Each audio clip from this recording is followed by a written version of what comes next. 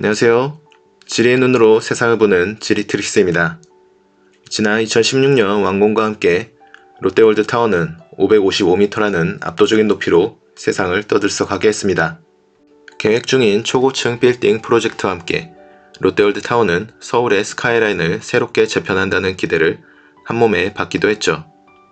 하지만 그러한 기대만큼 롯데월드타워가 국내 스카이라인에 획기적인 변화를 불러왔는지의 여부는 냉정하게 살펴볼 필요가 있습니다. 개인적으로 저는 롯데월드타워가 서울의 랜드마크로서 부족하지 않은 존재감을 가진다고 생각합니다. 그 거대한 볼륨과 높이는 위압감을 느끼기에 충분하죠. 하지만 이와는 별개로 스카이라인의 측면에서 봤을 때 롯데월드타워와 그 주변 풍경은 많은 아쉬움을 남깁니다. 그 이유는 거대한 롯데월드타워만이 하늘 높이 치솟은 가운데 주변에 낮고 단조로운 빌딩들과 대비되기 때문이겠지요.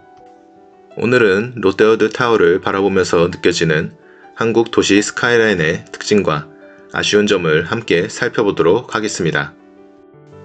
롯데월드타워는 2016년 완공 시점부터 현재까지 한국에서 가장 높은 빌딩으로 자리하고 있습니다.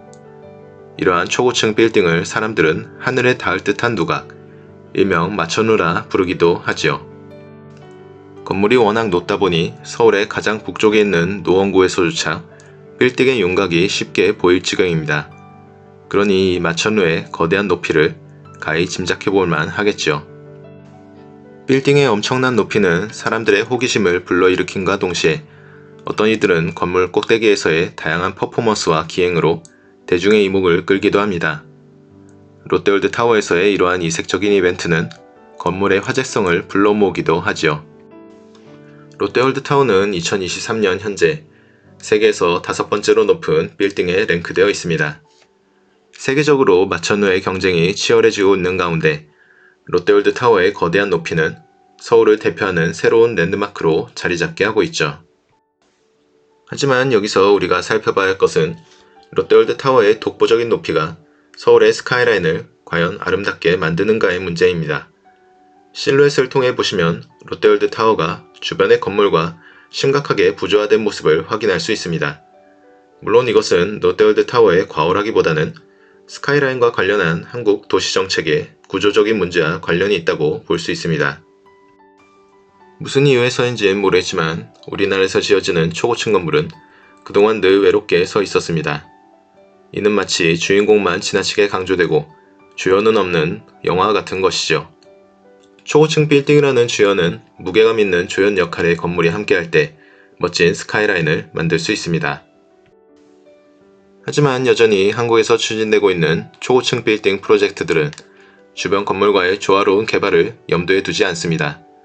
부산 광복동의 롯데타워, 그리고 한때 추진 중이었던 인천의 송도타워 등은 주변의 건물에 비해 독보적인 높이를 자랑하지만 주변의 건물은 그에 한참 못 미치는 높이에 머물러 있죠. 전국의 많은 지자체는 초고층 빌딩 프로젝트를 경쟁적으로 추진하면서 도시의 랜드마크 역할을 기대하고 있지만 이웃한 건물의 스카이라인을 함께 고려하지 않는다면 한국의 도시경관은 결코 아름다워질 수 없을 것입니다. 우리가 외국의 도시에서 느끼는 스카이라인의 조화로움은 결코 하나의 위압적인 건물만으로 완성되지 않습니다. 뉴욕의 세계무역센터나 엠파이어 스테이트 빌딩과 같이 랜드마크의 역할을 하는 건물도 주변 건물의 조화와 뒷받침이 없었다면 그 유명세를 떨치지 못했을 것입니다. 허드슨 강매에서 바라보는 뉴욕의 스카이라인은 다양한 건물들의 높낮이로 비롯된 리듬감이 조화를 이루기 때문에 인상적인 도시관광을 만드는 것이죠. 즉, 스카이라인과 랜드마크, 두 마리 토끼를 잡기 위해서는 독보적인 높이를 가진 하나의 건물보다는 다양한 건물의 집합과 조화를 훨씬 더 중요하게 여겨야 할 것입니다.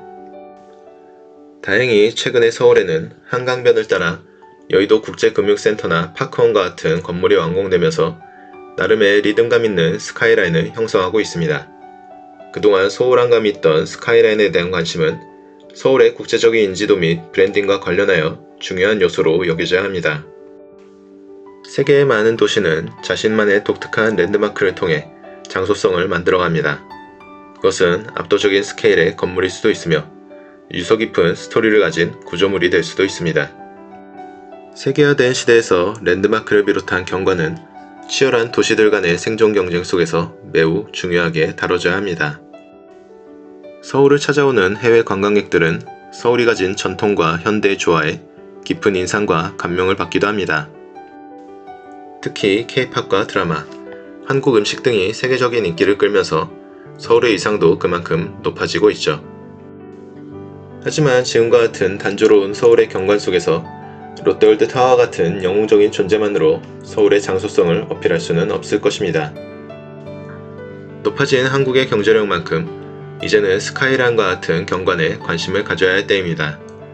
전통적이고 유서 깊은 장소만으로 승부를 보기 힘들다면 서울은 전통의 기반 위에 현대적인 요소를 적극적으로 가미할 필요가 있습니다. 중요한 것은 하나의 영웅적인 건물만으로 조화로운 스카이라인을 만들 수는 없다는 사실입니다. 다양한 건물의 집합과 적절한 배치를 통해 앞으로 더 아름다워질 서울의 스카이라인을 기대하면서 오늘의 지리트리스를 마치겠습니다. 영상이 좋으셨다면 좋아요와 구독, 그리고 알림 설정을 눌러주셔서 앞으로도 더 흥미롭고 재미있는 지리 이야기를 시청해주시기 바랍니다. 감사합니다.